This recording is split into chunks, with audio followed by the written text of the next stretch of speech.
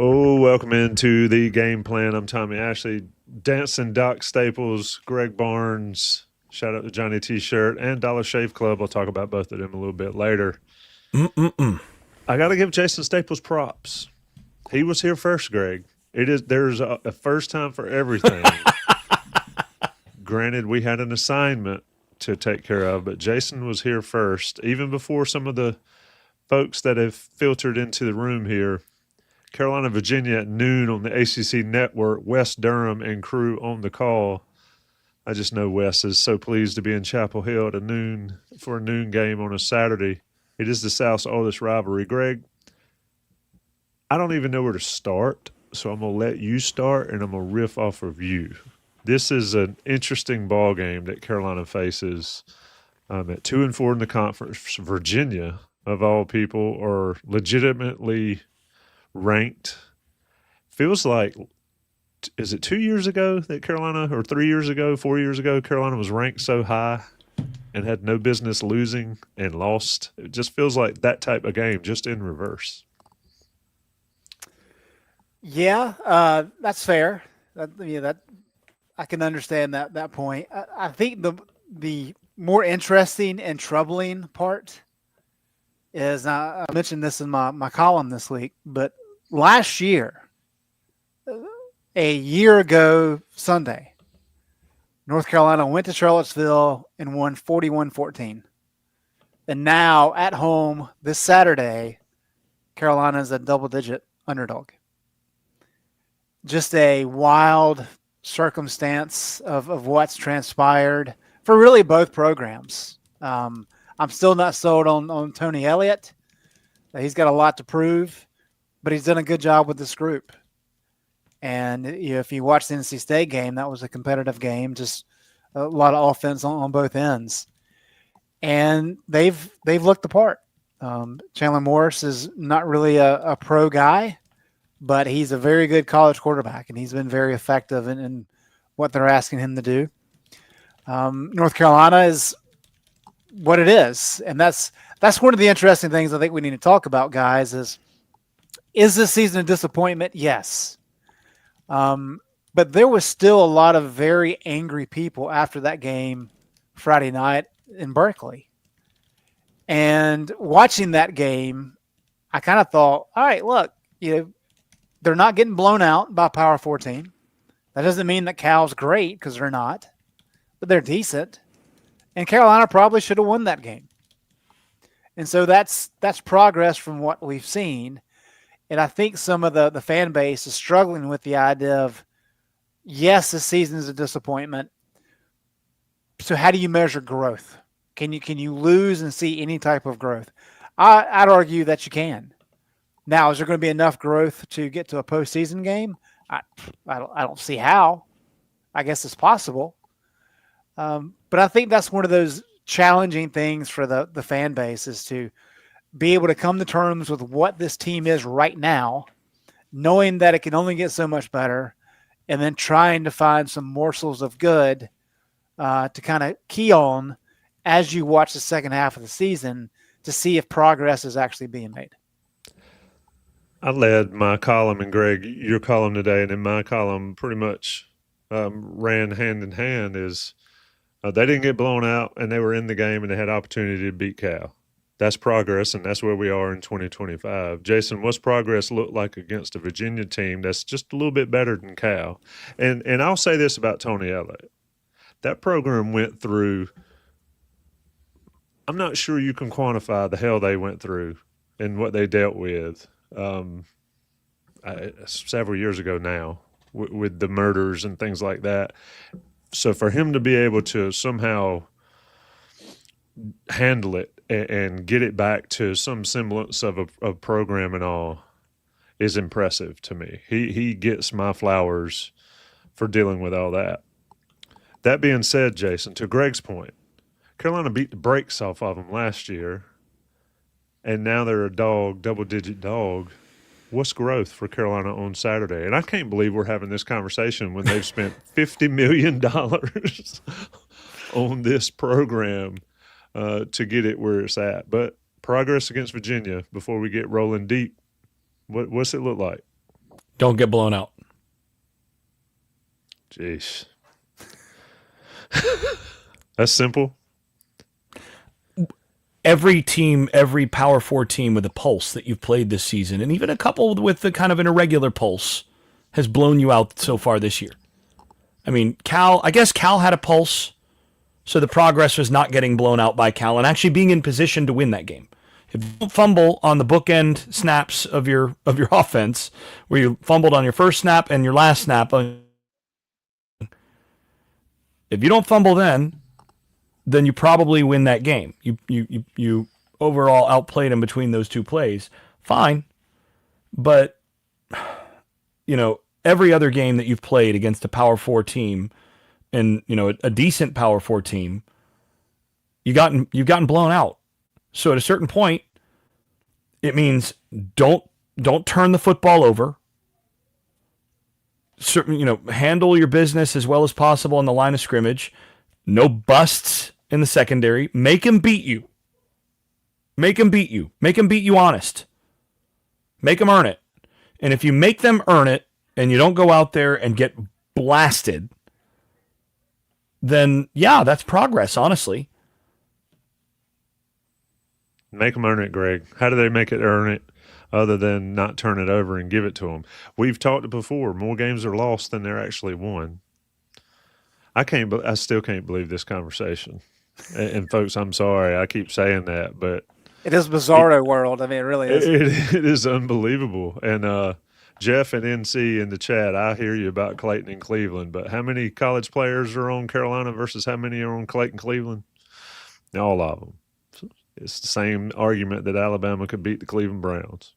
Anyway. Quick thing, by the way, in terms of where Virginia's at. So, yeah, last year, North Carolina beat the brakes off Virginia. But this is nowhere near the same Virginia team as that. And I was looking at collective numbers that have been put together. And based on, I mean, these are not these wouldn't work for, court of law numbers, but based on what I was able to put together, or the source that I went to for this, Virginia between last season and the beginning of revenue sharing, spent $2.7 million more on, of their collective money than Florida State did in building their roster. They went hard in the portal, and they went and they collected a lot of guys that can play. They rebuilt their line of scrimmage, and then they went and they got a former Oklahoma and TCU starting quarterback in Chandler Morris. And the thing is, you remember who Chandler Morris's father is, right? That's the Chad Morris's son. And of course, Tony Elliott was a coach under the Chad Morris, right? So if you are if you're scoring this at home, it makes sense that Chandler Morris would feel super comfortable in the offense that they're running at Virginia, because it's an offshoot of his dad's offense, the one that he grew up with, that he grew up in the film room watching and all that. So he's the perfect fit for what they wanted to do, and makes sense for them as a guy that the game moves really slowly for him as a sixth-year guy playing in his dad's offense, basically, or a fork of his dad's offense. So they went and they got players. They built the roster, rebuilt the roster in the key spots that they weren't any good, and then they added a quarterback. And I mean, I've been beating this drum a long time. If you want to win in college football, line of scrimmage in the quarterback position will get you a long way. Yeah, I'm of the belief that quarterback's more important than the head coach. For the head most coach part, is important in as much as he can get the quarterback.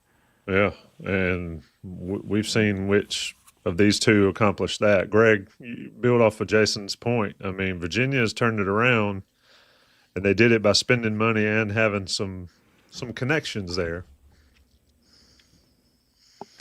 It's about having an identity and finding pieces to make that identity successful. And I think if you look at North Carolina, defensively, I mean, I think Carolina's pretty solid. Yes, they need more talent, but I think they've been okay defensively. They've been good enough. You know, you put that defense with some of the Sam Howell and Drake May offenses, and you got a team that could push for the playoffs maybe.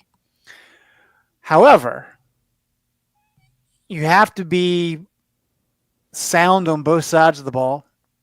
And I just don't know what the goal is identity-wise on offense. It's like they don't have the pieces to run NFL offense, and yet that's largely what we're seeing. And you talk about quarterback. We can dive into Chandler Morris's numbers in just a bit. I think some of his stats were very fascinating, where his strengths are and where his weaknesses are. But I don't know that I've scratched my head more than I have in kind of looking at North Carolina's quarterback play. And one thing that I think is just kind of off the wall is if you look at what North Carolina's quarterbacks have done when they've been kept clean, not when they've been pressured, not when they've been blitzed, but when they've been kept clean. Gio Lopez, let's see here, for the season, he's been kept clean on 74% of dropbacks. No, this is actually the Cal game. 74% of his dropbacks he was kept clean and averaged 4 yards per attempt. 4.0. On the season is 5.3. Jacoby Criswell was 8.5 yards per attempt when kept clean last year. And then, of course, Drake May and Sam Howell reached 9.0. And I made the point earlier this week. If you go back to 2018 and that Nathan Elliott offense. Don't you slander Nathan Elliott. Nathan Elliott, when kept clean, averaged 7.1 yards per attempt. And Gio Lopez is at 5.3. I'm in the surrender cobra for a reason right now. There it is. I don't get it. I just don't understand. It's one thing if the offensive line is bad and you have people breathing down your neck, right? There's a lot of very good quarterbacks who struggle under pressure for good reason.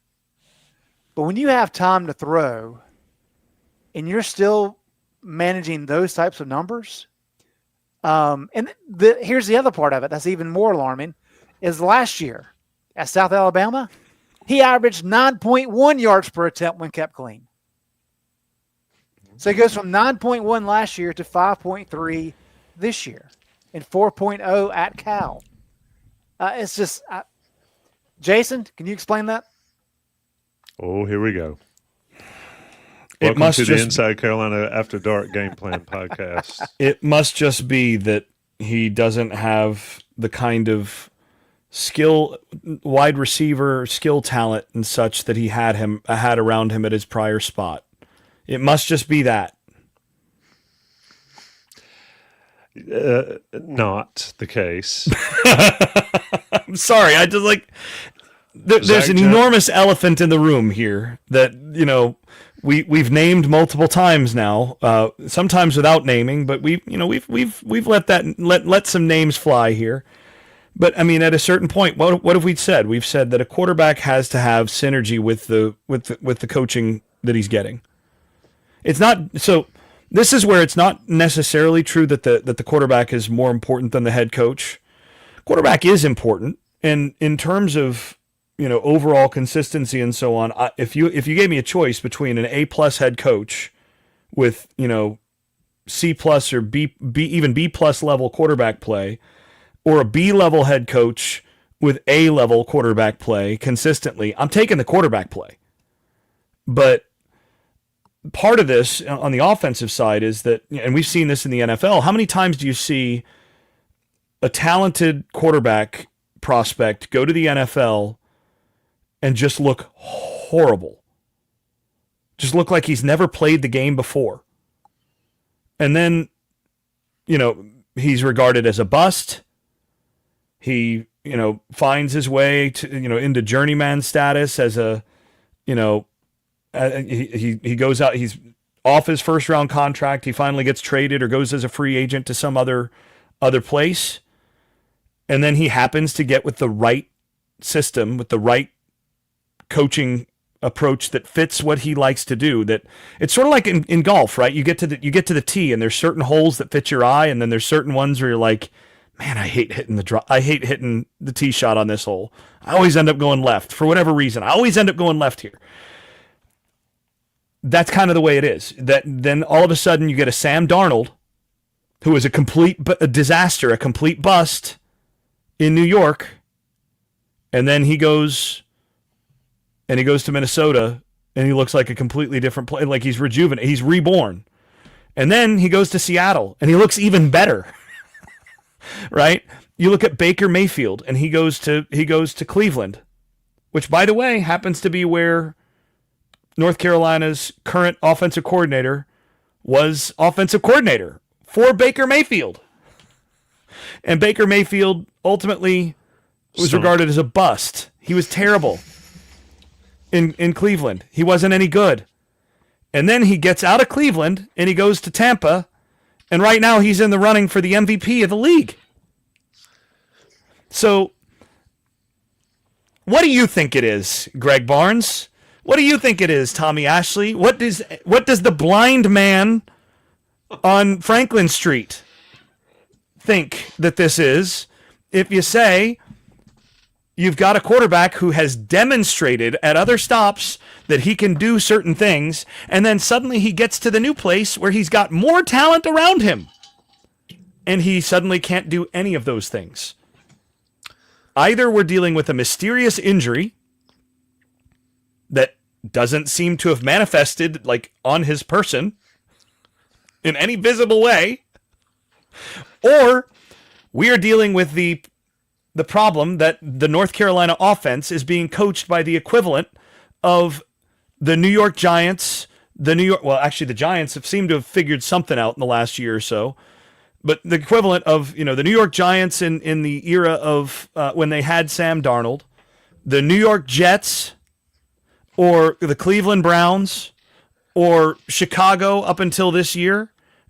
That's what you're looking at is, essentially the offense run like that, or the Patriots once Tom Brady stopped calling plays for them. Let me see if I can do something. Hold on a second. There's the difference. Did y'all hear that? Yeah. Greg answered Jason's question. Well, I think to take it a step further, it's a matter of you've got a offensive coordinator that is problematic, and does not have a creative scheme, and then you also have a quarterbacks coach whose resume is not very impressive. Well, to me, it's not even about creativity, by the way.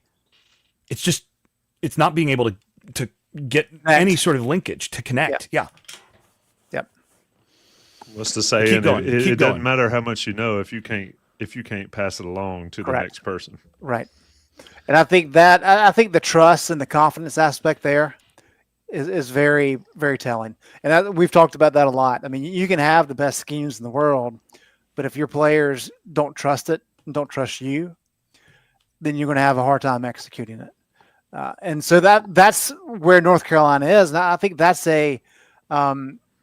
clearly it's a problem, but it's a challenge as you move more into the schedule, because as we saw last week, I mean, it is a struggle. And if you look at the ability for Gio to complete passes down the field, that is such a big problem for this offense, not just Gio, also for Max. But the big plays that Gio was able to capitalize on last week, one was a trick play, a gadget play, and the other one was a busted coverage. And I think there was one more in there where maybe there was decent coverage. But when you're having to rely on busted coverages and trick plays to be able to get some shots down the field that work, it doesn't bode well. And I think one of the things this week that you look at, like, where can North Carolina exploit Virginia? Well, they give up, more than their share of deep passing plays. So if you're North Carolina, you're like, where can we attack them? Down the field. And so when you talk about matchups, that's not an ideal one for North Carolina when that's like the key thing. So, so anyway, Tommy, the trust and confidence component there between staff and players, especially at quarterback, you've got to bridge that some way if the offense is going to find any sort of life. And we're not asking for much here. I mean, this is an offense that's averaging 14.2 points per game against FBS competition. It's miserable. Buck Sanders wrote a really good column earlier this week talking about how basically you're talking about setting the offense back 100 years. I mean, if you had Ohio State's defense, you'd still lose every game with the offense they're putting out there. Yeah. And so we're talking about base level floor of what you can be as an offense in terms of production. So we're not asking for much. But with as well as the defense is playing, and granted, we're talking about playing against an ACC schedule. We talked to you in the preseason how this was not a tough schedule whatsoever. So we have to make sure we're relative in how we talk about things. But as well as the defense is playing against that quality of schedule, outside of a quarter or so against Clemson, you don't have to be fantastic. I mean, average at best will put North Carolina in contention to win some of these games coming up. But you got to have improvement on that front. I mean, you've got to be able to take steps. And so really what they're looking at right now, you can't have any turnovers whatsoever. You can't, because you don't have enough efficiency to be able to do that. You have to be able to move the field, even if you're on these short passes. You have to be perfect in kind of what they're doing right now. And that's just a very difficult way to play. Indeed, it is. Hold on, Greg, Jason. Have you seen, by the way, the pass points, like the heat maps from Gio Lopez last year versus this year? We're going into that. We'll get into that. Let's do that next. Let me do this first. Let me talk about Dollar Shave Club. You see the link at the bottom scrolling. You see the ad at the top right. You see the handle in my hand. When you rep your team, don't stop at the jersey, even though I don't have a jersey. I can't wear a jersey in one of these, but I would have a backup jersey, a backup quarterback jersey on for sure. You guys know me. Dollar Shave Club's collegiate razor handles combine grooming with glory, letting students, alums like me, grads, fans, anybody show their school pride, shave with pride from the sink to the stadium. What is it, Jason? From the sink to the stadium. Shave with your school pride, Dollar Shave Club. If you go to the store, wherever you may get your shaving gear, box looks like this. It's usually on an end cap. It's a cheap way to get a nice close shave with Dollar Shave Club. I'm going to leave the link up at the top. And now we're going to talk heat maps. Jason, what are those heat maps? What shall they say? It's kind of brutal, man. It is not the same. It's almost as if it's not the same guy. It doesn't look like it's the same guy. And, I mean, I'll just say this. Gio Lopez heat map against LSU last year when he was at South Alabama, like his efficiency, based on area of field, is significantly better than his heat map against anybody when at North Carolina this year. Can you send the link to me so I can try to throw it up on the screen here? Yeah, I'll send these. Yeah, it'll take me a second. And as Jason's doing that, because somebody requested anyway to show it here, and we'll see if we can do it. We may mess it up. And to be honest, this is live TV, folks. So enjoy it. Greg, while he's pulling that up, I mean, clearly coaching's the problem. I mean, I don't know how, whether it's offensive coordinator, quarterback coach, head coach, or whatever. But while Jason's pulling that up, my point in my column is portal quarterbacks cost a lot of money, a good one. Why not find out what you've got on your actual roster,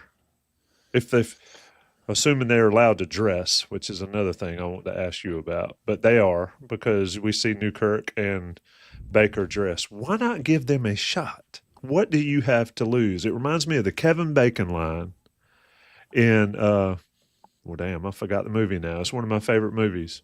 He says, "What's the worst that can happen?" Footloose?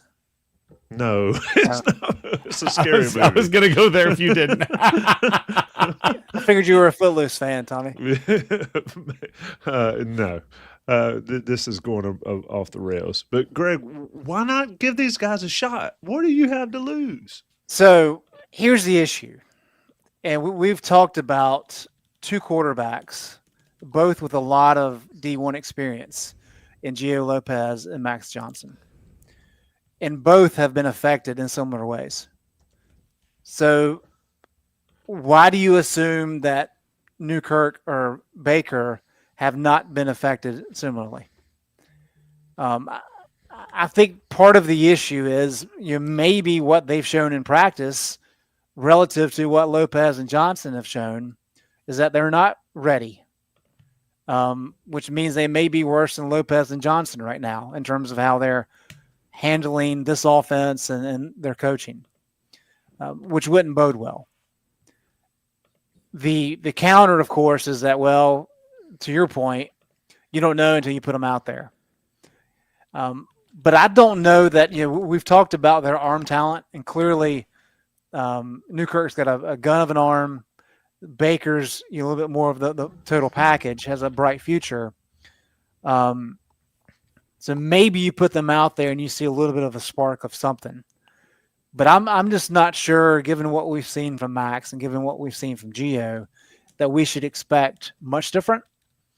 Although I think really in terms of moving forward, not necessarily in terms of production this year, but if you're going to spend money in the portal at quarterback, it's worth seeing what you have with these freshmen in terms of knowing, okay, instead of us going out and dropping $2 million on another quarterback coming in, maybe these kids, given some live game action, can prove that, okay, well, maybe we should use that money elsewhere and try to do some retention action to make sure they stay around.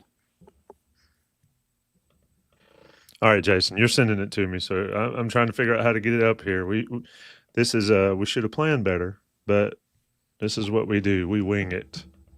It is my.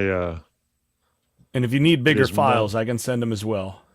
Well, we'll see what they look like on the screen. Because all right, we're gonna do the Lopez 24-25. I don't know what it's gonna look like on the air, but I'm gonna try it, folks. Hopefully this works. Window. We're going Lopez 2024. This is the season, Jason? Yep. Whole season. So right there. That's pretty good, guys. This is last year for South Alabama. Just explain what we're looking at for folks to understand. So those are the bins starting at the line of scrimmage. And you can see, basically that blue line is the line of scrimmage, and you see behind the line of scrimmage, and then each bin is proportionally the size where he was throwing, and then you see the NFL passer rating, or I'm sorry, these are the NCAA passer rating for each of those bins over the course of the season. That ain't bad. 15 yards in the middle of the field, 190.4 passer rating. That'll do. Take that all day, every day. And some pretty decent downfield numbers, actually, downfield and to the left, interestingly. All right. Let's take this off. And now let's look at the next one. It's so bad. It's unbelievable. And this is not a knock on Lopez either, I don't think. No. This is, look, I mean, we have seen what he looks like not in this. I think we lost Greg. He can't believe the numbers. But look at the difference. Just for comparison purposes, 79.5 that's passer rating. Worse than I expected. That's why I was like, man, you got to see this. Okay, so look, the 79.5 right here, folks, that you're looking at, which is... That's not good. But that is to the left between 0 and 10 yards beyond the line of scrimmage, correct, Jason? Yep. 79.5 this year. Last year, he was 166.9 in that area. In the middle of the field, the 127.9 this year, he was 190.4 for South Alabama. Now, you have to take a lot into account as far as, level of competition, blah, blah, blah, blah, but it's the same quarterback.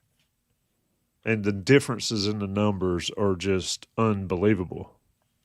And explanation, Jason, in your belief is it's the coaching that he's getting. Granted, it's a step up in competition. We got to be fair with that. Yeah, but I can show you the LSU one from last year that's not a step down in competition compared to what they've been playing defensively this year. Yeah. You want me to pull that one up? If you want. You sent me two others that I'm not anyway. So that one, the one I just sent you, by the way, you can put this one up. These are just this year's completion percentage by in. All right. I wish you're texting them to me. I wish you'd send them on my computer, but I can get it. I got it. This is fun. Anyway, so when we look at these numbers, it tells you that Carolina has a dearth of coaching on the offensive side. But to your point last year, Jason, or last week, we talked about when a quarterback gets significantly worse, the longer he is in the system, then we got a problem. Correct? Yeah. Yeah. The last two I just sent you were just the LSU game last year. And you can probably the best one is just the scatter plot. Just use the scatter plot from the LSU game last year. And this tells you why they took him. All right. If you look at the scatter plot from the LSU game last year, this is acceptable. This right here, you can win with this. And I know for those of you who are watching or who are listening without the video, you're not getting this, but just trust us. These visuals are really, really stark. And look, Tommy, the reason I brought up the fact of how poorly he's been when kept clean is because there are other issues in this offense. The running backs are not doing a good job breaking tackles. Offensive line, so. Wide receivers at times are struggling to create separation. All those things are true. But when you're clean, how do you perform? And that to me speaks volumes. And there's such a divide between where he was last year versus this year on that front. Jason, this is it. This is against LSU. The LSU now, let's game be last honest. Year. That looks an awful lot like what we're seeing this year, though. Except they're not complete this year. Oh, this year. Yeah. In terms of where he's throwing it, all of these, everything under 10 yards is complete. Yeah. And then you have a touchdown here. Yep. And then another long completion at 35 yards. And that is against LSU. So this defeats the competition level discussion that some folks want to have. And let's get back on track here. If you're watching or if you're listening on the audio version, I suggest you check out the YouTube version, and maybe we'll throw these in the message board thread on Inside Carolina if we can. But the bottom line is, Jason, Gio's got to be better, but also what he's being presented with and provided has to be better. Am I wrong about that? Well, that's it. Yeah.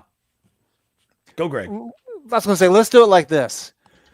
If you've got this quarterback, Jason, and you're designing this offense, knowing what the pieces are in terms of the O-line and the running backs and the wide receivers, what are you wanting Gio Lopez to do to be successful? Well, for one, I'm wanting to try to get him. I'm wanting to try to give him as many sort of single player reads as I can. I'm trying to at this point, I'm trying to simplify as much as I can to try to get him to play fast.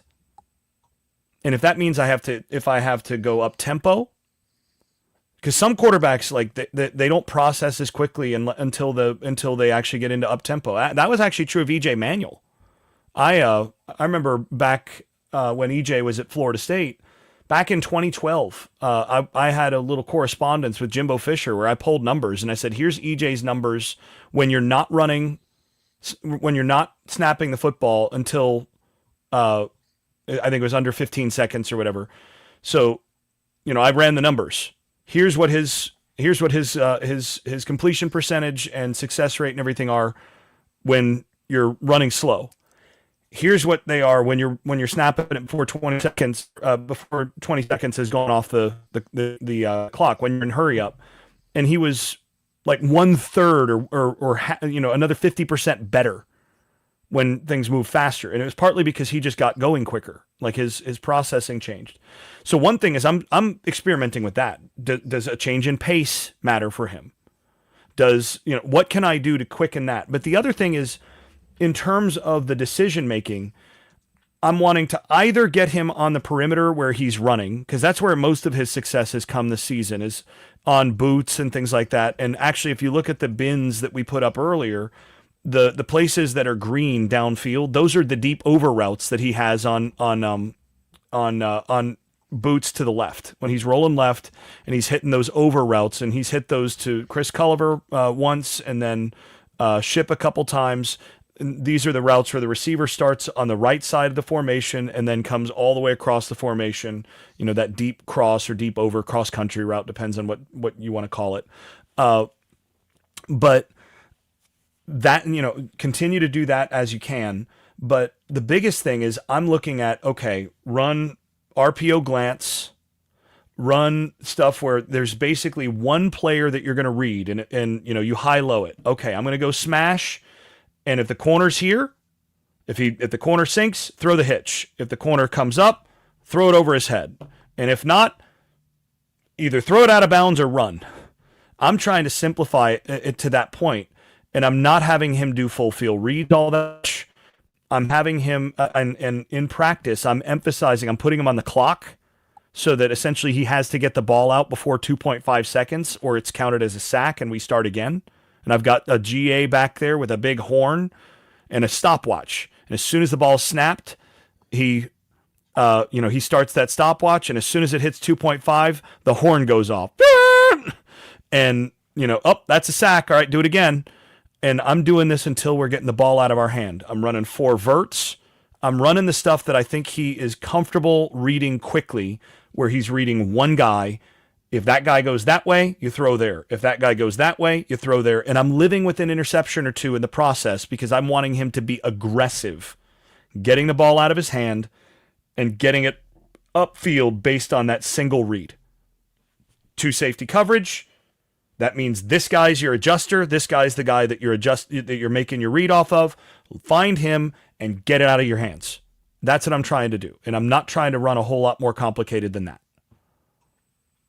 It's like the old Mike Vick thing back in the day. You read one read and take off. Cam Newton if it's too, not yeah. there. I mean, those guys won a lot of ball games.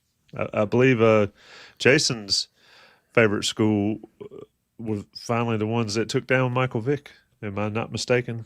Way back in the national championship, 1999. Chris Winkie, right? Yeah. Yeah.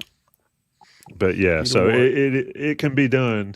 Carolina needs to adjust. We're talking with Greg Barnes, Jason Staples on the game plan, Dollar Shave Club, Johnny T-shirt, JohnnyT-shirt.com. Get your swag and gear at Johnny T-shirt, either online or in person, and 10%. Look, these breakdowns that we're kind of doing here live are what you get if you're a premium member at Inside Carolina of Jason Staples breaking film down. You get swinging gate prediction or not predictions. Kevin in the chat, hold on, we'll get to predictions. We still have more analysis to do of Virginia.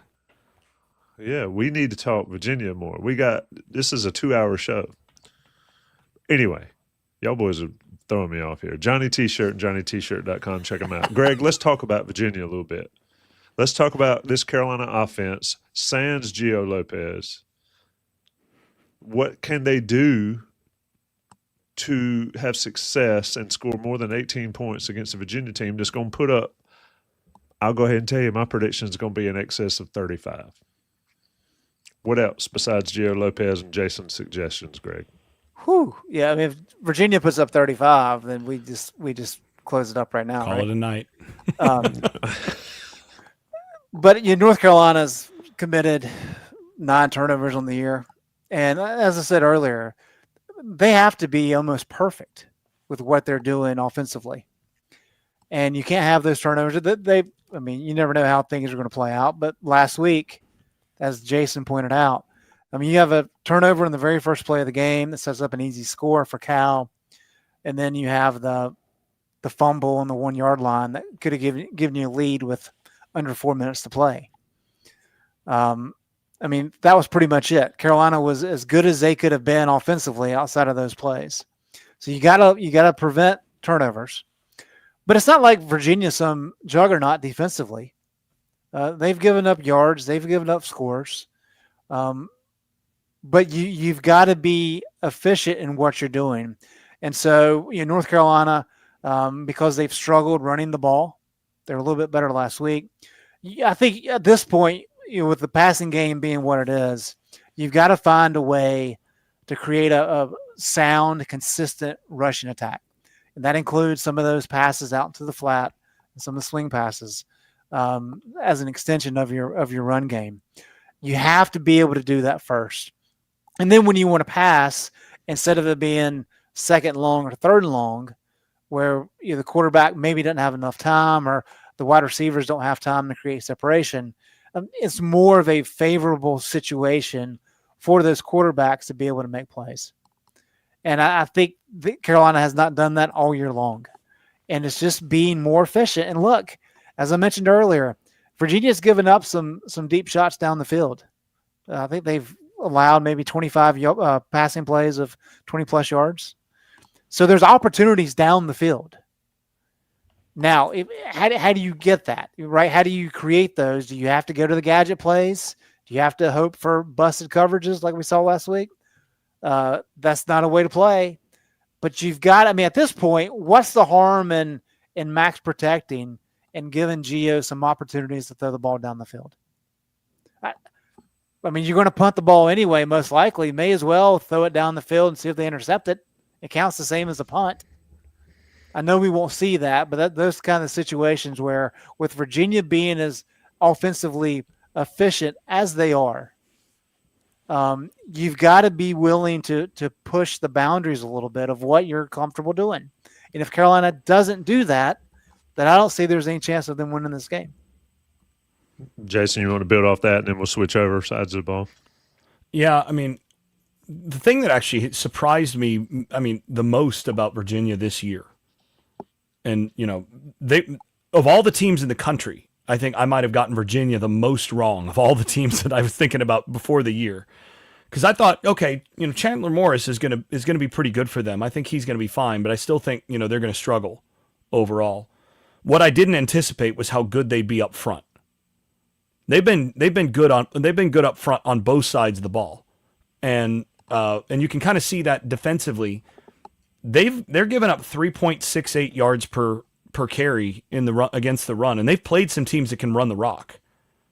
And the only two teams that have gone over 5 yards per carry with them are NC State and Florida State. And both those teams have run it pretty well this year. Everybody else that they've played, they gave up 2 yards per carry against Louisville. Everybody else they've played has been under 4 yards per carry. So, if you can come out and block them and bully them in the running game, then maybe that's a sign that you've turned the corner. But I'm with Greg. I think in order to beat this team, you're probably going to have to do it arm first. You're probably going to have to do this by getting some plays downfield where, you're probably not just going to be able to go, 10, 12 play drives and beat that team, score enough points to beat Virginia, because they will score points on the other side. Even though I think Carolina's defense has been better, I think Carolina's defense has actually played okay in the last couple of weeks. Even against Clemson, they weren't bad. But they're going to have to score points to beat this Virginia team, and so how do you do that? I think you're going to have to beat them with the passing game first and set up the running game. And if you can get, here's an interesting one, Greg. I was surprised when I looked at the numbers. I felt like in the Cal game, I felt like the offense played significantly better than they had played in prior weeks. And I'm assuming you felt the same way by and large. Yep. I did, and Greg pointed me out that I was wrong right out the gate in this show, I think. If So- the numbers I'm aware of. So against Clemson, so a couple weeks ago, against Clemson, North Carolina's offense had 60 plays for 265 yards, 4.42 yards per play. That's not great. Against Cal, they had 64 plays for 287 yards, 4.48 yards per play. 0.06 more yards per play against Cal than they had against Clemson.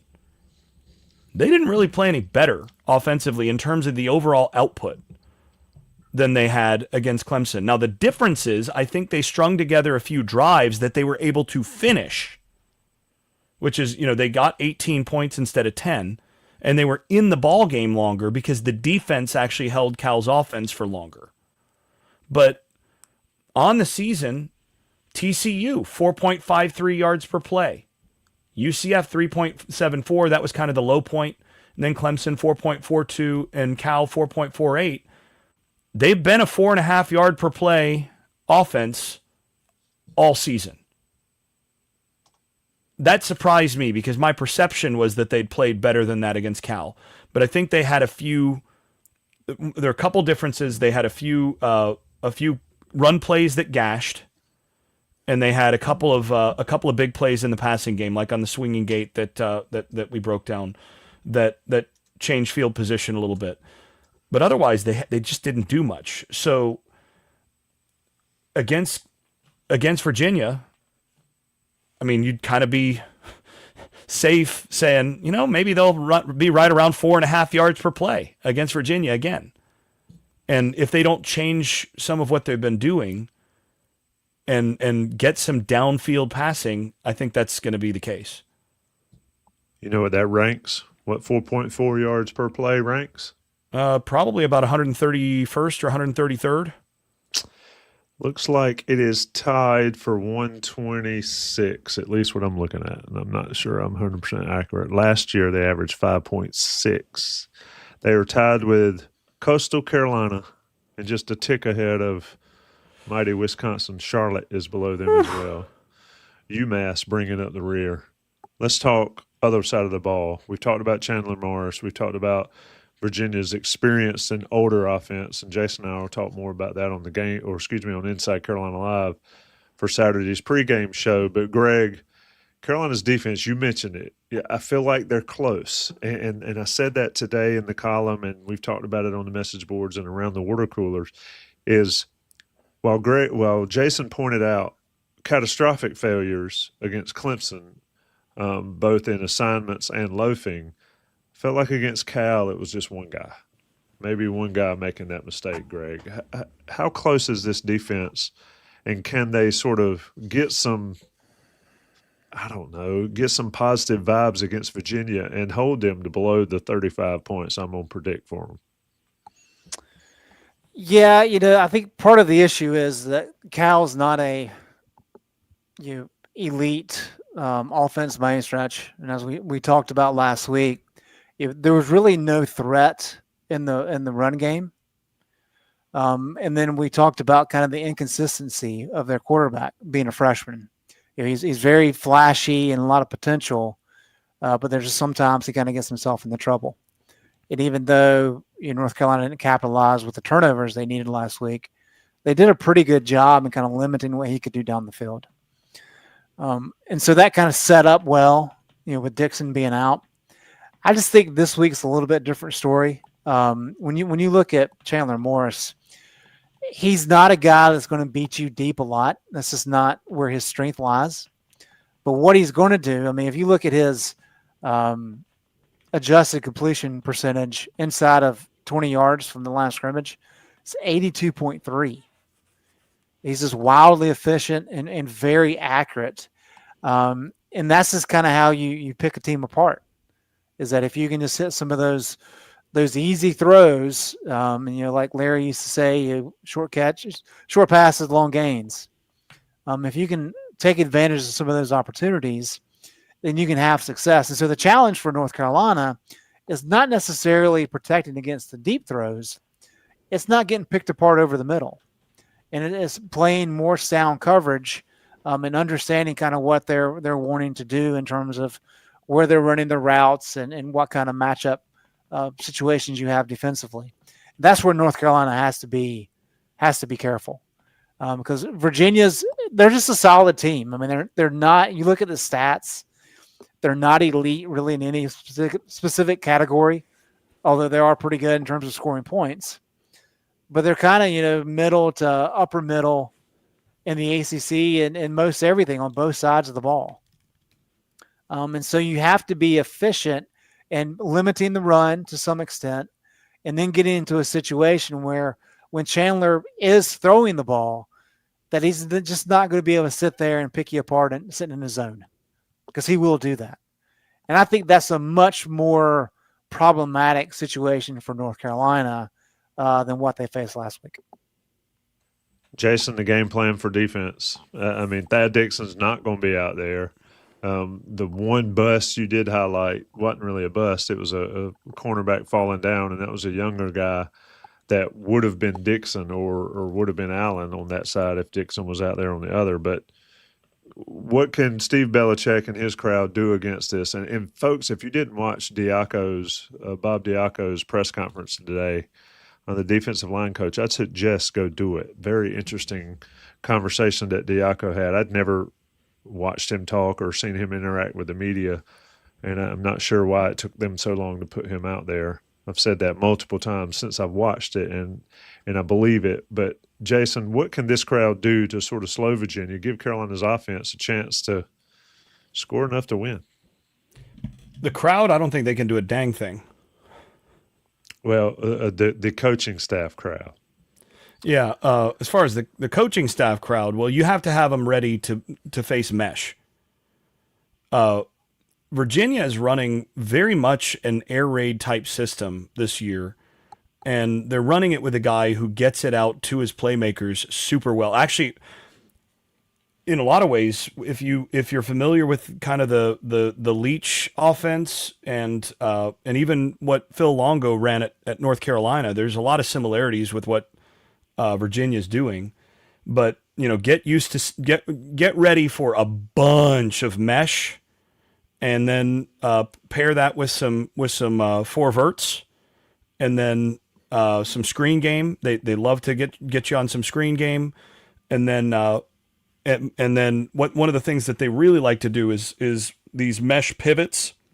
So just when you start collapsing on mesh and taking away the middle of the field and doing a good job of matching those routes, they'll suddenly mesh pivot you. And instead of crossing those guys, and again, mesh is where you have two shallow crossers going across the field at about 3 yards upfield, and it becomes a natural rub route for those two guys as they pass each other. The defense has to communicate great and pass those off.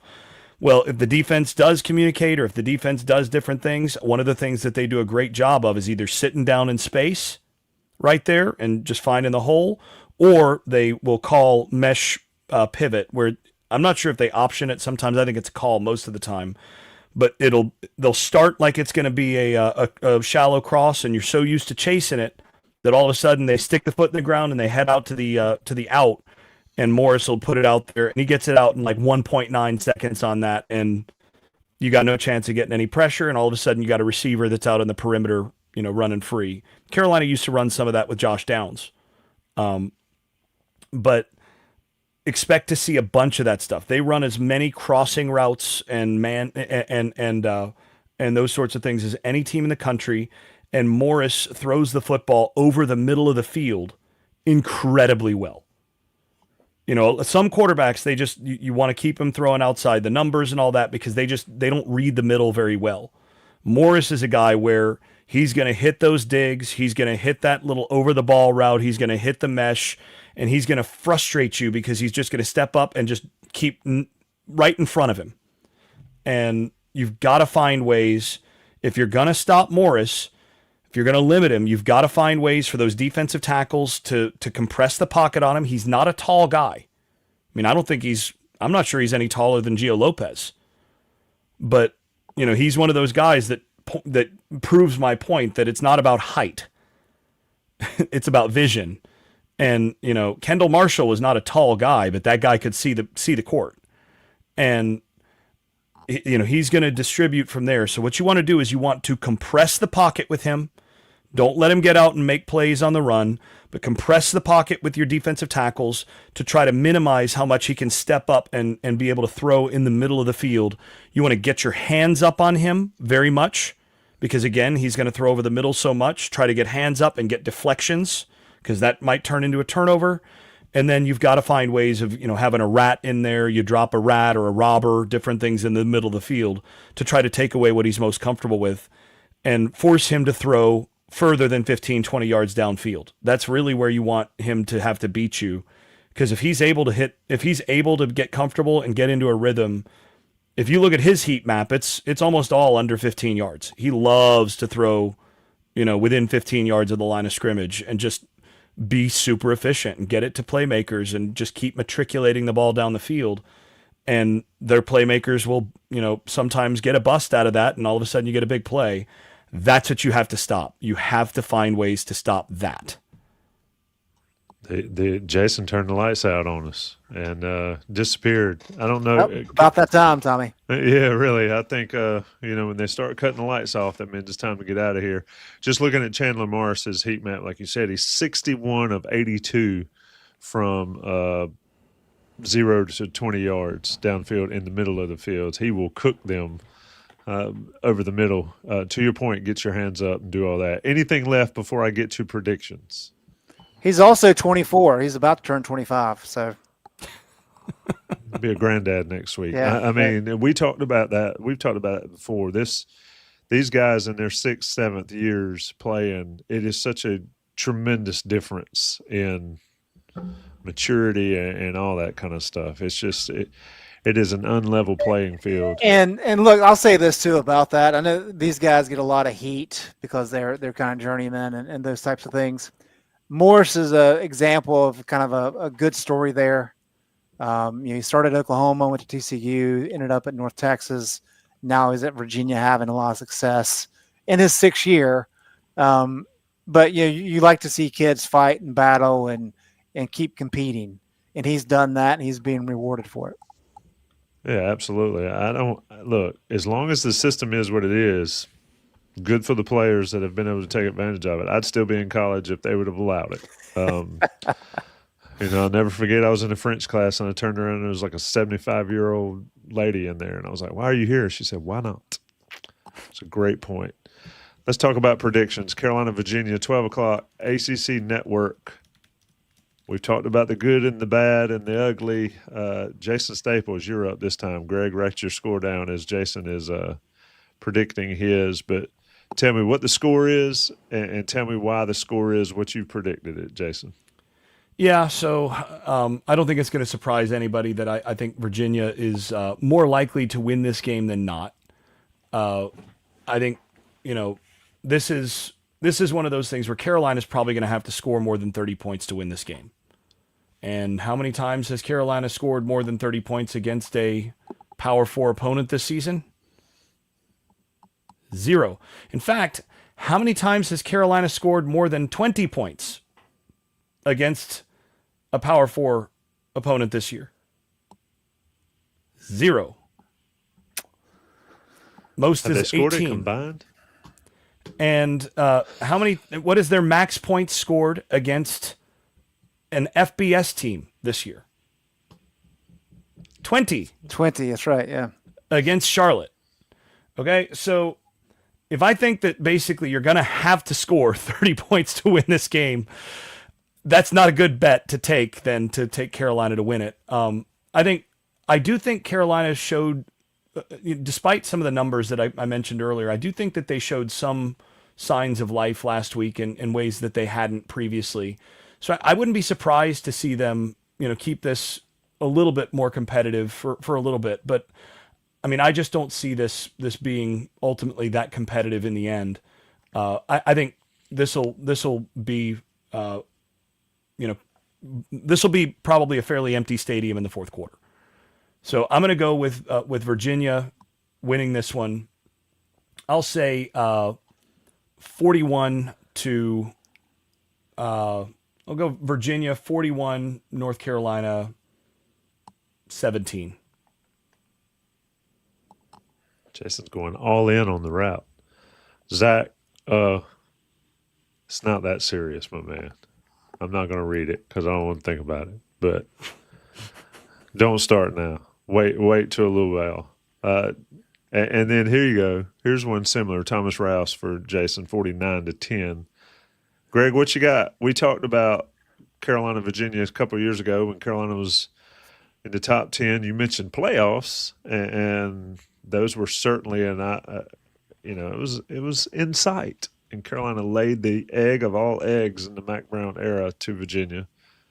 Is it Virginia's turn to do that? What you got? No. Look, I think this is really a situation where North Carolina's offense has struggled so much that this could be one of those problem games where if North Carolina is not able to have some success offensively, then Virginia is going to keep getting good field position. And Virginia ranks, I think, 27th nationally in terms of an edge in field position relative to their opponent. So they've had success, and a lot of that's because they haven't committed a lot of turnovers. If the defense is not in good field position and they're having to defend Virginia and the offense is not able to have success, these kind of things is snowball. It's really the three phases of the game conversation where when things get stress tests and you have all three areas that are not able to kind of function the way they need to, things can get out of hand. So could this turn into a blowout like Jason suggests? Yes, of course it could. I think at some point, though, North Carolina is going to have to find a way to create some turnovers defensively, and they're going to have to be able to at least play the field position game offensively. Not that they have to score a lot of points, but they at least have to give the defense a chance. Does that happen in this game? I think there's a chance that we see more of it. Is it enough to win the game? Certainly not. I've got Virginia winning this one 31-17. Yeah, it's crazy how what 2 months does to your predictions. I don't really know what to think. This is one of those games where it would not surprise me if Carolina figured out a way to win this, but until they actually figure out a way to win one, I'm gonna lean more on the Jason side of the thing. I'm gonna go 40-12. That score doesn't elicit too many negative thoughts for Carolina fans. If it doesn't, I don't know what to tell you.